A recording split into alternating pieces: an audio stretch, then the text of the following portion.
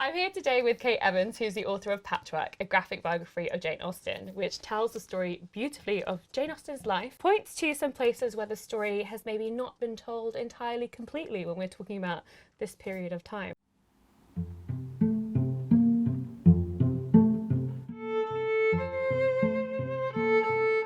This is the Austen quilt. Jane Austen, her sister, her friend Martha and her mother made this quilt together, which ended up on her mum's bed.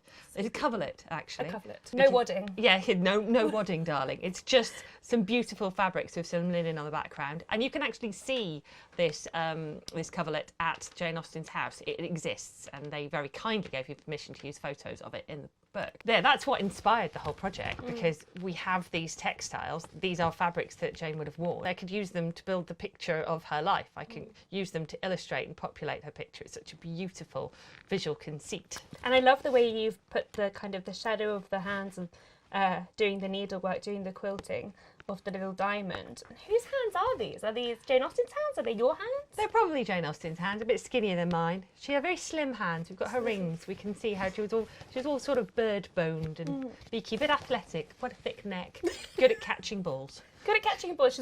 Was she catching a lot of balls, Jane Austen? Yeah, she had a cup and ball game that she used to play, which is a little cup on the cup. She used to just do that for 100. I can't even do it once. With all the nieces and nephews. It's so unfair that she could write and also catch balls. She was very talented. Yeah, she was, wasn't she? That's in conclusion. That's it. That's the whole video.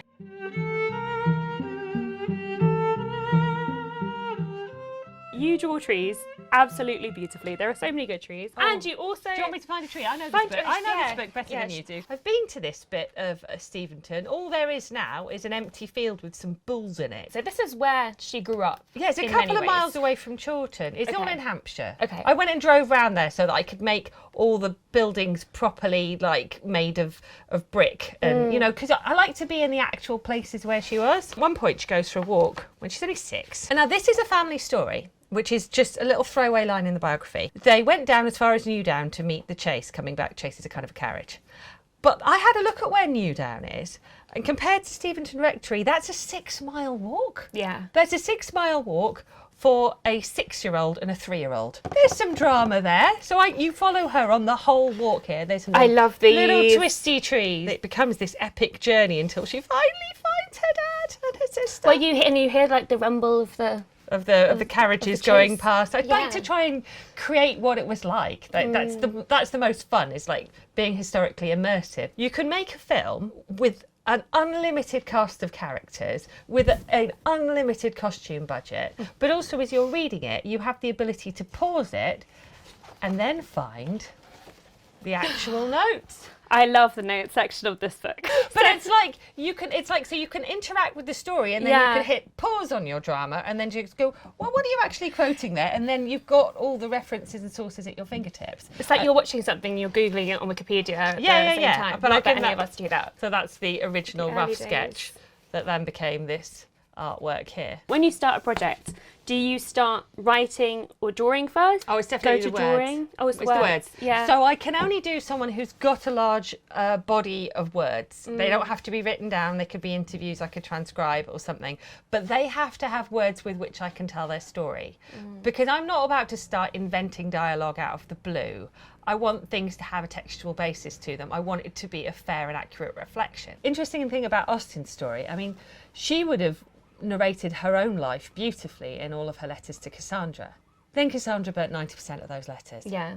Gutting. Yeah. Absolutely gutting. Very, like, good sister of her. Well, they were Cassandra's letters. Yeah. Fair enough. Fair They were enough. written for and to her. They were a precious thing to her. And because Austen was a woman and there was so much pressure on women to be moral and perfect, and in some ways to sort of like hide their own light under a bushel. I mean, Cassandra was potentially preserving Austen's reputation.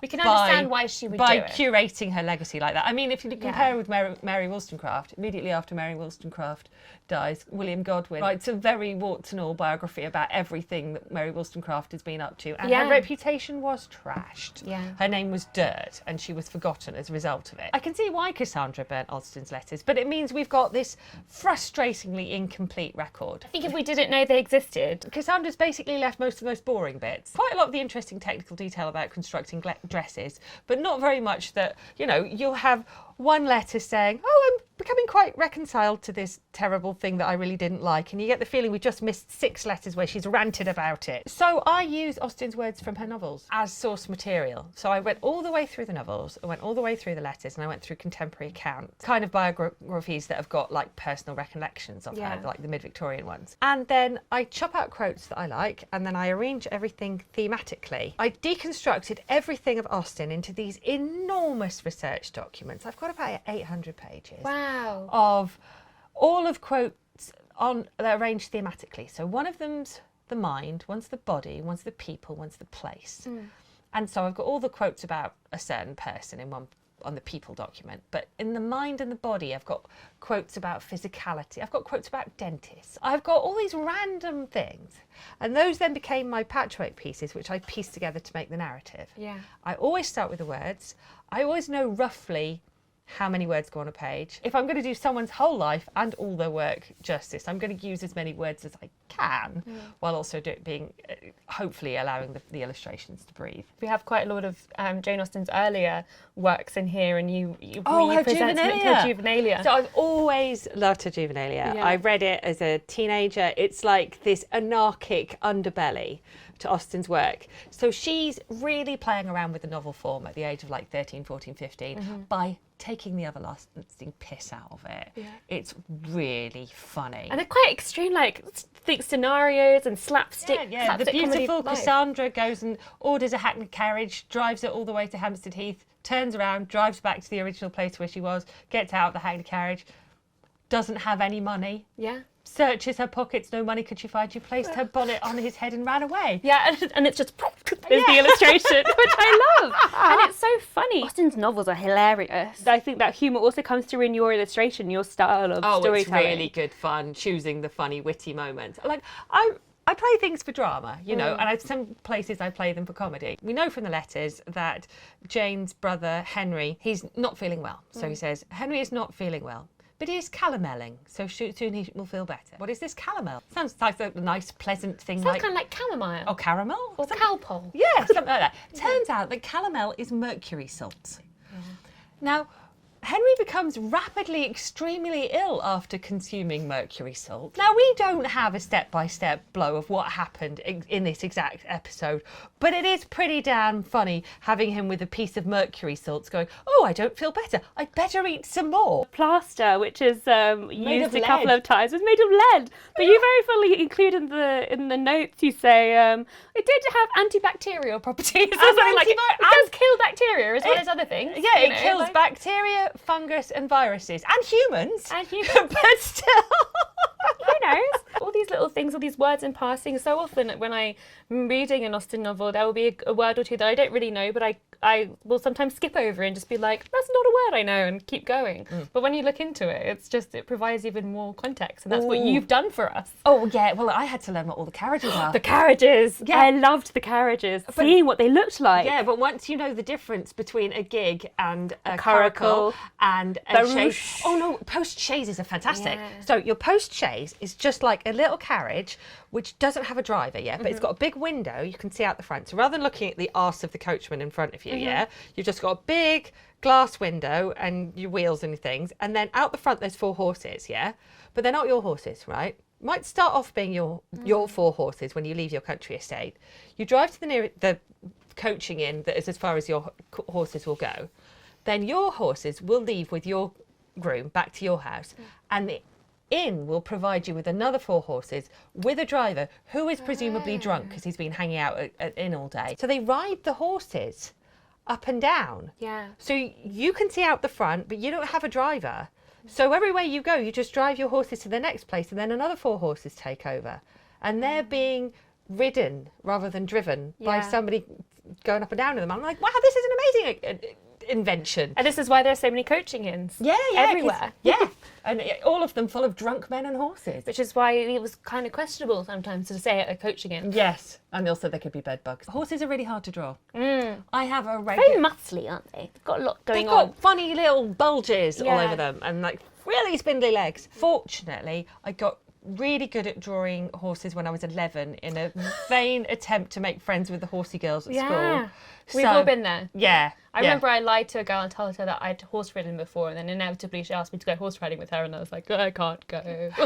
Oh no, just don't feel like and it. also that seems very expensive. Since Swithin's Day, Jane can see carriages carrying the gentry to the Winchester races, and I drew this horse here, and I was like, that's going to be my last horse of the book. And then I remembered that the following page is a poem called The Winchester Races, and I had to draw a sodding racetrack. And this is also the road to my granny's house. No way. And also, when my mum was going out with my dad was 6 foot and my mum was 5 foot. So she used to walk on these very high pavements and he used to walk on the road.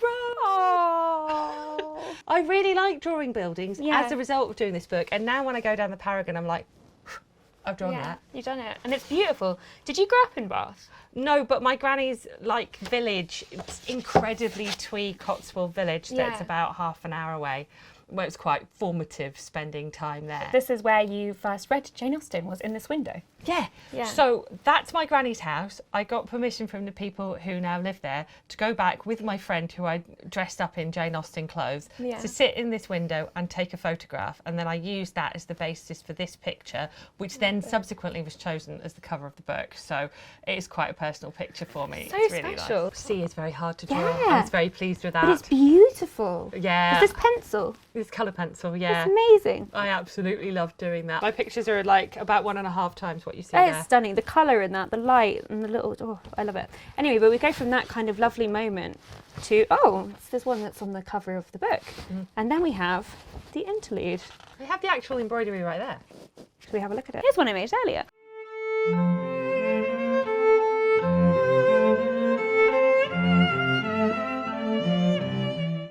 So this is the incredible. actual thing. I need a way to exhibit this. I need a way to bring it around and show people. It looks good in the book, but in real life you can see the fact that everything is made out of thread. I mean, which is just remarkable. Had you done this before? What did you call it? It's called thread painting. Thread painting. This is another new art form for me besides watercolour, which I'd never done before. Yeah. So I learnt this for the book. I did a one-day workshop. We love a workshop. Vivian Beaumont, the person Wow. teaching me, she was quietly impressed, and then she came to see me to give me more tips and tricks. Wow. She's a lovely friend and mentor. I wanted a way to bring this around and show it to people, and so I thought, well, I want to put them behind glass. So I was like, I'll make them into their own coverlet, except everyone's calling it the tapestry because it's vaguely the same size as the Bayeux tapestry. It is really, really long. And there's going to be a whole international politics about who gets to display it, who gets to charge for it. Let's where hope it's going to so. go. Yeah, it'd be great. Go make me an offer, guys. British East India Company person. I've been told that The loom is beautiful. Oh, thank you. Look at all the threads. There's a little bit of silk ribbon, and here's some. I think that's linen thread there. Yeah, and this is making the muslin. Yeah, and on the tops and the bottoms, I have these little kind of quilts that join it together. And here we've got British colours, and here we've got green colours, and then they kind of go to yellow when it goes a bit droughty. It took me a straight month just to make the borders while I sat and thought about what the pictures were, and then another month to do the pictures themselves. That's the good one. This is the one where I do ships. I mean, it's just amazing. I'll There's some probably great do. ships in this book in general. The format of the book allows you to surprise people, or like when you turn over the page. Yeah, I like to confound people's expectations a little bit. But then Austen's story would confound the casual reader's expectations. If you don't know anything about Jane Austen, you would assume that she was romantically successful and financially successful as an author and a person. And in fact, Austen never has a successful marriage proposal because she only writes from her actual own experience. That means that she doesn't write successful acceptances of proposals in her books. No. What did Emma say when Mr. Knightley proposed? Just what she ought to. A lady always does. And she's like, I'm not sure what that was because I've not been there. Of all her books, I mean, some of them made it to a second print run. She sold the copyright for Pride and Prejudice, which was a bit of a business error. It's a huge financial gamble producing books in the Regency time. You have Especially when the bank's going to collapse. There's one the bank collapses when she does make money. Yeah. Damn Henry. Yeah. It's hard. And then, you do. We have the expectation to the point she's associated with money now because there's a picture of her on the £10 note in the UK. Yeah, I like the fact that she's an icon. But it's interesting trying to tell the actual story of someone when so many people have their own Janes already in their heads. I hope there are many people who really love my book, but there are bound to be people who disagree with it because everyone owns Jane in a way, because everyone has got this bond with her work, because so many people just escape into her novels, and they are so worth escaping into. Yeah. There's a reason for all the hype. They are really good. They're really good. I've just been rereading all of them actually. I've got my reread of Sense and Sensibilities, the last one, to reread. I've been having so much fun going through all these stories, and having also just every time I get a little bit older, I get a slightly different perspective on each book, which is really fun, and kind of my own situations and whatever. It's just an absolute delight. When you were saying about everyone's got their own Jane, I think there's a real sense of association, I guess, with Jane and Britishness, and that big question of Britishness. She's sort of an icon of a nostalgic British past. You know, she does represent the values and times of her age, and she does it from a specific perspective. I mean, I do the same thing that all the filmmakers have done when they stay to. I have escaped into a Regency England. Like, I really, really enjoy it. It's like making sure that the candlesticks are right, and making sure that the fireplaces and the carpets are as they would have been. Do you go to the Regency balls and the I haven't Jane done the Austen balls festival? yet. Yeah. Me and my son have both got outfits, and it's fun. He's like 22, and he's got.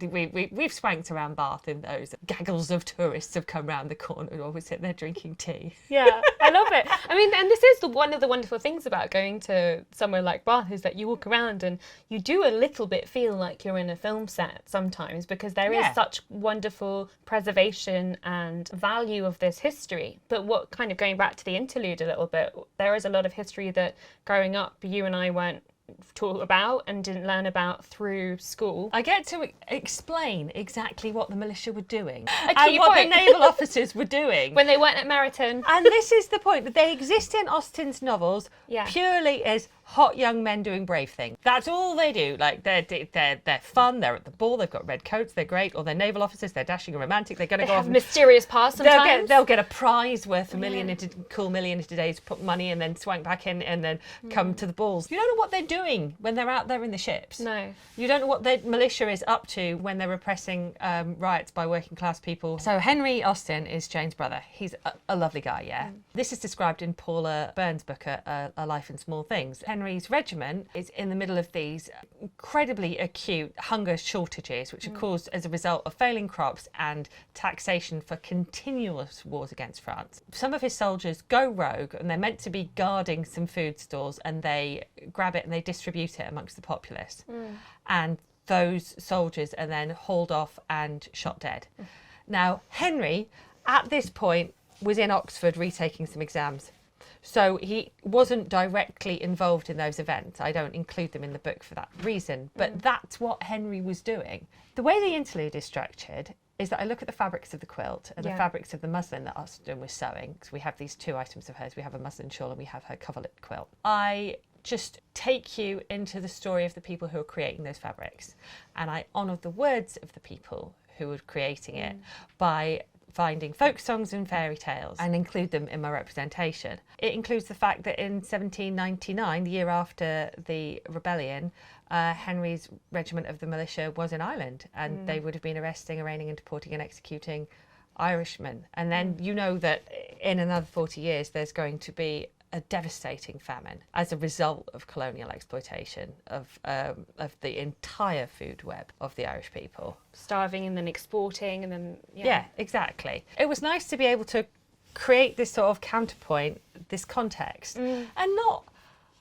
doing it to dominate the story. I'm literally doing it for just a little bit in the middle. And it doesn't feel like for me, it really felt like building the texture of the story. We were talking earlier about Captain Wentworth when he it's Captain Wentworth who restores some property to Mrs. Smith. Property to Miss We're Smith. talking about slavery here. Yeah, and things like that. But where you you have a sense in the back of your head, you're like, something's a bit up here. Yeah. But not really quite understanding the pieces of it, because they're either assumed to be known or they're hidden and or not thought about. Yeah, you knew that you wanted to include more background about the colonial histories and what was going on. Did you know right out how you wanted to do it? That you wanted it to be a different medium? Yeah, I think I knew I wanted to embroider it. It was just like, I'm going to tell her story and I'm going to use the patchwork to tell her story because I'm a quilter and I love patchwork. Every different fabric is like a lovely little paint box in itself. Yeah, I love that. I need to do a chapter about how the fabrics of the quilt came into existence. Oh, and I'll embroider it. That was literally what I thought. I love it. And then you went to this workshop. Yeah, I went to one day workshop. Which I think is very in line with a lot of the crafting and fandom culture, I think, around Jane Austen specifically, but also with where we're at this moment, where a lot of people are learning. Like, I learned to knit for the first time last year, sewing things, and a lot of my friends are making their costumes for the Jane Austen book. Like, you know, quilts amazing. and historical costuming. It's having this amazing renaissance, and it's in reaction against fast fashion. Yeah, because you can buy something for £2.50 and you can wear it once and throw it away. As a result of that, items like crocheted items and things that have been repurposed from old quilts and quilts that have been cut up and made into clothes, they've got something embodied in them which you cannot replicate. You cannot mass manufacture. So it's the individuality, the personality. And the time that you put into it as well. Like, you've dedicated time to making something, whether it's for yourself or someone else, and that time can't be taken out of it. Yeah. Someone is still putting time into it, you just don't see them and you don't know anything about them. There was a moment when I was making the interlude embroideries where I'm gotten slave cloth, So I'm showing enslaved people in the southern states of America, in the fields, and there was something called slave cloth that was sold, and it was... Fanny Kemble describes it as like that species of carpet that we call drugget, a British contemporary saying it's like as thick as something you would put on the carpet. And it was indigo dyed and white. And enslaved people, there's evidence that on the weekends when you didn't want to wear this stuff, they wore absolutely anything they could that was not indigo dyed and white. But I had to replicate this to create the little diamonds at the top and bottom of the quilt. And I sent off on Etsy for some hand-loom Chinese fabric from the 1970s. It's indigo dyed, it's the same weave, it's the same thickness. And touching those fabrics gave me a feeling of connection with what people's lived experience of what they would have worn in the cotton picking fields. But then I realised as well, there's something about China. Yeah. And the fact that it's Chinese fabrics and that's from the 1970s and now 50 years on, I don't know if Chinese people are still hand looming fabrics to the same extent. I have a feeling that an awful lot of them are sitting in sweatshops making something on Shein for less than a penny. Picking apart all these different chains of production that we have now. It's the threads, threads that tie them together. But through making something, and I think this is like one of the opportunities of crafting and these items that people make with love that we don't always consider with as much weight as we ought to, you know? I mean, the entire centrality of fabric to empire has been almost brushed aside because fabric is considered to be unimportant because women are its main consumers and users. And I think Hilary Davidson, amazing Regency historian, she said that she talks about the history of fashion and people go, oh, well, that's not important. And she says, are you naked? Yeah. And clothes were incredibly important in the Regency. People spent the equivalent of what you'd spend a day on a car, on outfits that would make you seem to be of a stature that would announce to the world the way that how important you were and the way that you looked. One of the things that really annoys me about modern period dramas, that there's an urge to make Austen and Austen's characters not like the other girls. And so they don't put them in ribbons or jewellery or lace, because they've got to be like this wild free spirit who just wears straight off the farm. Wears sorry, this is not Wuthering Heights. Yeah. This is Austen. They would have worn ribbons and they would have worn lace. And they talk about their ribbons a lot. We hear about their brilliant. ribbons. Fantastic. Yeah. But yeah, no, the centrality of cotton to things. I read a book by Sven Beckert called Empire of Cotton. Oh, it's so good. I read that. And it really helped unpick how important it was. Like more than 75% of the British East India Company exports were of textiles. And some of them were specifically made to be taken to West Africa, to be traded for enslaved people. We talk about a triangular trade between Britain and Africa and the West Indies, but it actually goes all the way quadrilaterally over to India in the production of this cloth that is then specifically made to be bartered for people. And it has this currency to it that it has had for a long time. You know, if you trace it back through the centuries, there's fabrics that have been traded, colours that have been traded, dyes that have been traded, people who've learnt how to use those dyes throughout those histories. I think it's a really, and all the way through Austen's novels. And all the way through Austen's novels. People are sewing all the way through. Mr. Weston orders deep mourning on the death of Mrs. Fairfax, and you see Mrs. Weston, who is pregnant, struggling with her broad hems. She's the lady of the house. She's pregnant, and she's still working on them. She's sewing. She's sewing away. There's such a moving moment in this where when we were talking about ships earlier, I was thinking about it, where Jane's helping Cassandra, her sister, sew her bridal suite. They have to do the sewing. That's what you have to do. It's not just the sewing of the bridal wear and the bridal clothes, it's also clothes of their future baby. Here we go. So Cassandra sits and stitches her wedding chest. Her beloved is overseas, chaplain to a fleet. By this time they're at Barbados, I suppose. That's a quote from Austen in her letters. As they sew, they are unaware that he's been dead for months of yellow fever, his body committed to the deep. And then this is the kind of surprise of the format, which I just thought, I mean, this is extraordinary. I love this illustration. So that's a beautiful picture of a ship sending off into the distance. And then just down here. Like, oh, what's that? And it's wrapped in cloth. I mean, he did go off as chaplain to a fleet who were going off suppressing uprising by enslaved people in the West Indies, which really isn't all that. Yeah, but this is the thing, like, it allows for both, you know? It allows for the tragedy of their lives, and then also you're like, but what was he doing? But I wanted to go back to that question about adaptations, because you mentioned about their costumes and their lack of ribbons. But do you have any favourite adaptations of Austen? Oh, 1995 Persuasion is so good. Yeah. The textures of it, Kieran Hind. I get the sense that they've based their Anne Elliot on a version of Jane herself, which I think is really beautiful. Because actually when I was just rereading it, I really felt Jane in it in a way that I wasn't sure that I had before. I see, getting a bit older. You have to read Persuasion when you're a bit older.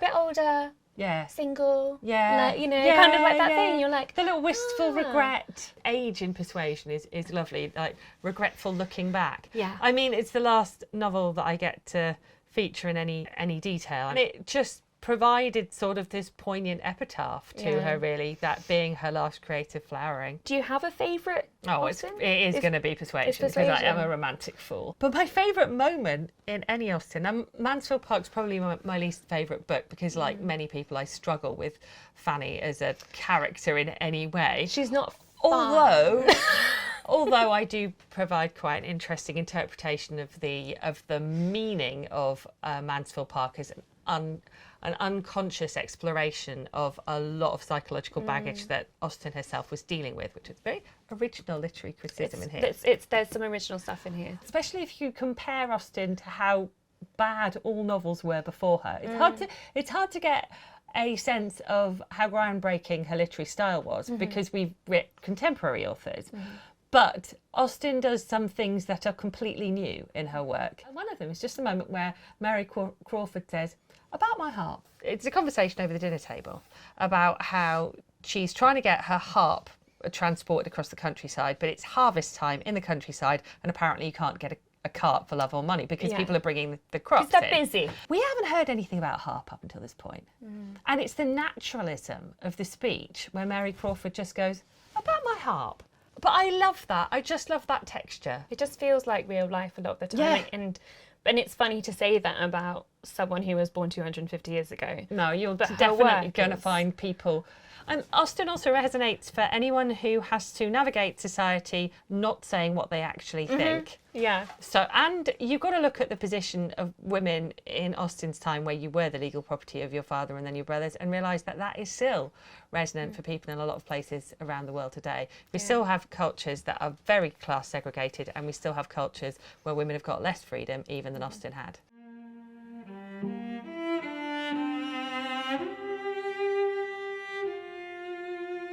I'm so excited about this book, and you're doing quite a lot of events coming up as well. Yeah, they've invited me to Calcutta. Have they? Yes. Oh, that's I'm going amazing. to go to Calcutta Literary Meet, and I'm going to get to talk about the British East India Company. Oh my gosh, that's going to be fantastic. It's going to be great. Well, thank you for taking the time. Cheers. And thank you. congratulations.